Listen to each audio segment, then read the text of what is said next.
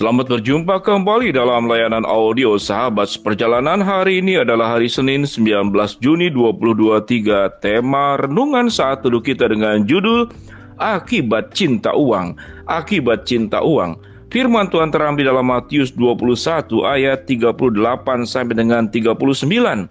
Tetapi ketika penggarap-penggarap itu melihat anaknya itu, mereka berkata seorang kepada yang lain, "Ia adalah ahli waris, mari kita bunuh dia supaya warisannya menjadi milik kita." Mereka menangkapnya, melemparkannya keluar kebun anggur, lalu membunuhnya. Mari kita berdoa. Bapa yang di dalam surga, kami ingin belajar daripada perumpamaan tentang penggarap-penggarap kebun anggur dalam Injil Matius, agar kami tidak terjebak ke dalam dosa akibat cinta uang. Dalam nama Tuhan Yesus kami berdoa, amin. Shalom sahabat seperjalanan yang dikasihi Tuhan, kisah tentang penggarap-penggarap anggur. Yang kemudian penggarap ini yang dipercayakan oleh Tuhan yang memberikan tanahnya untuk digunakan, disewakan, dipakai, agar terjadi keadilan baik penggarap maupun kemudian hamba-hamba yang bekerja, itu mendapatkan bagiannya masing-masing. Namun kita melihat di dalam Alkitab dikatakan penggarap-penggarap itu, ketika Tuhan pemilik tanah tersebut mengirim hamba-hamba yang bekerja itu untuk meminta katakanlah bagian setelah mereka bekerja keras, apa yang dilakukannya? Penggarap-penggarap ini memukulnya, melemparinya dengan batu. Kemudian Tuhan ini mengirim anaknya, mungkin akan segan dengan anak daripada tuannya ini. Rupanya diperlakukan jauh lebih buruk. Apa yang diperlakukan kepada anaknya ini? Mereka dikatakan, "Ia adalah ahli waris, mari kita bunuh dia supaya warisannya menjadi milik kita." Lalu menangkapnya, melemparkannya keluar kebun anggur, lalu membunuhnya. Anaknya diperlakukan lebih buruk, justru dibunuhnya. Sahabat seperjalanan, kisah-kisah seperti ini banyak terjadi. Kalau kita boleh jujur mengatakan, itu bisa dialami terjadi di dalam keluarga kita, bisa terjadi juga di lingkungan yang kita kenal, yang kita tahu, terjadi di sahabat kita, orang yang pernah bersama-sama dengan kita, ataupun kisah-kisah ini terjadi di seluruh muka bumi. Karena perebutan harta waris, karena cinta uang yang berlebihan, maka manusia itu akan diperlakukan dengan sangat buruk. Bahkan ahli waris yang bernama anaknya dikatakan dilemparkan keluar kebun dan dibunuhnya oleh penggarap-penggarap anggur ini.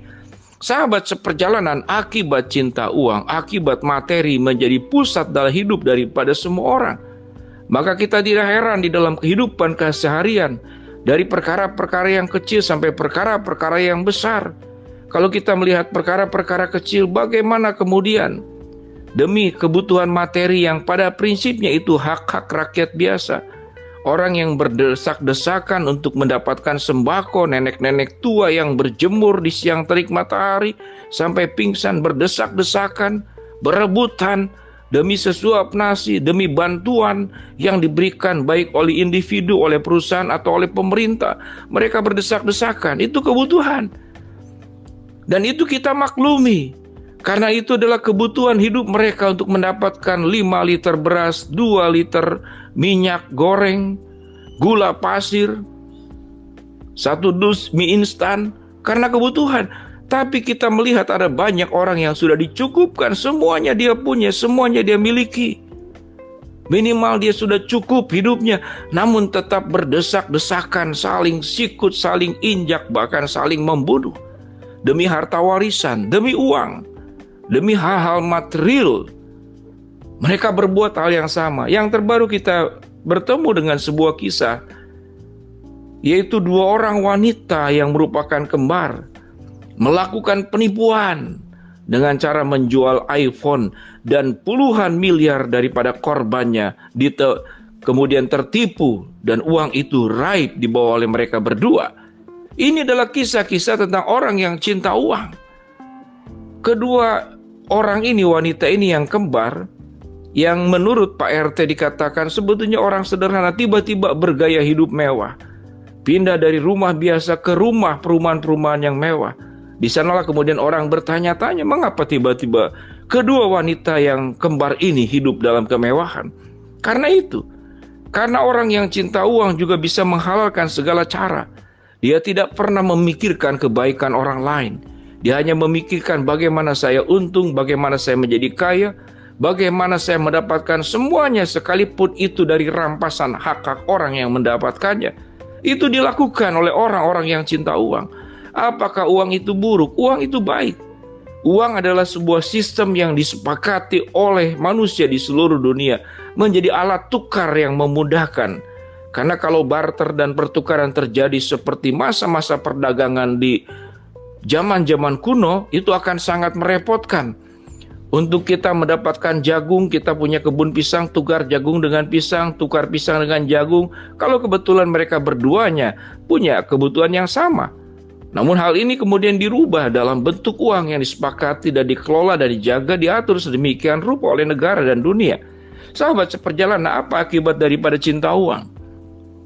Akibat dari cinta uang, banyak orang tua melihat anak sebagai sumber masa depan yang bisa menghasilkan uang. Sehingga kalau anak tidak pandai sekolah, anak kemudian tidak memenuhi apa yang diharapkan oleh orang tua.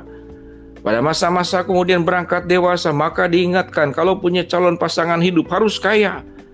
Dia tidak peduli karakternya, dia tidak peduli dengan imannya, dia tidak peduli tentang kesetiaan. Sehingga tidak heran banyak rumah tangga berjalan dengan baik tatkala ekonomi baik-baik. Namun tatkala ekonomi mengalami kesulitan, kebangkrutan, perceraian terjadi. Mengapa? Karena cinta uang. Karena cinta uang juga banyak persahabatan yang putus gara-gara masalah bisnis.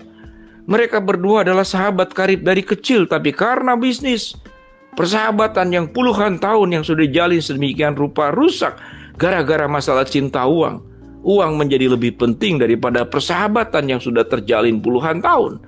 Demikian juga orang-orang percaya, orang-orang beriman yang mengatakan mengikut Kristus, mengikut Tuhan. Dia membaca firman, dia beribadah, dia mengikuti semua pembinaan-pembinaan rohani. Namun tatkala uang lebih atas daripada Tuhan, maka dia akan pergi juga kepada gereja-gereja yang menjanjikan kekayaan, menjanjikan kemakmuran. Tapi tatkala gereja-gereja mengajarkan bagaimana setiap murid-murid Tuhan itu bisa berbakti kepada Tuhan, melayani Tuhan dengan baik, berkorban, memikul salib dan mengikut Yesus, maka ajakan yang seperti demikian itu tidak populer buat orang-orang yang beribadah yang ada dalam lingkungan rumah Tuhan. Namun karena cinta uang, sewaktu dia berjemaat, dia hanya bersahabat dengan orang-orang yang bisa menghasilkan keuntungan buat dia. Tapi jemaat-jemaat biasa, janda-janda miskin, anak yatim piatu, bukan sesuatu yang menjadi menarik buat orang-orang yang bersangkutan. Bahwa kita dipanggil tidak hanya mendapatkan berkat dari Allah, tapi dipanggil juga untuk memberkati.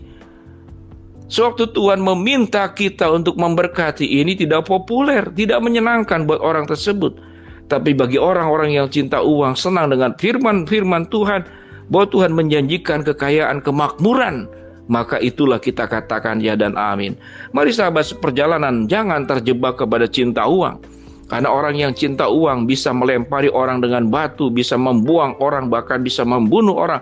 Siapapun dia, termasuk orang terdekat, bahkan keluarga sekalipun, bisa dijual oleh orang-orang yang cinta uang. Mari kita berdoa. Bapa dalam surga, terima kasih buat kebenaran firman Tuhan yang sudah mengajarkan kami bahwa kami jangan sampai mencintai uang dan melupakan kebenaran yang kami harus jalani dan hidupi. Hamba-Mu berdoa buat setiap sahabat seperjalanan yang sedang sakit, Tuhan jamah sembuhkan. Sahabat seperjalanan yang sedang menghadapi masalah, Tuhan bukakan jalan. Sahabat seperjalanan yang sedang berdoa mengharapkan sesuatu, Tuhan kabulkan dengan cara dan waktunya Tuhan. Dalam nama Tuhan Yesus kami berdoa. Amin. Shalom, Tuhan memberkati kita semua.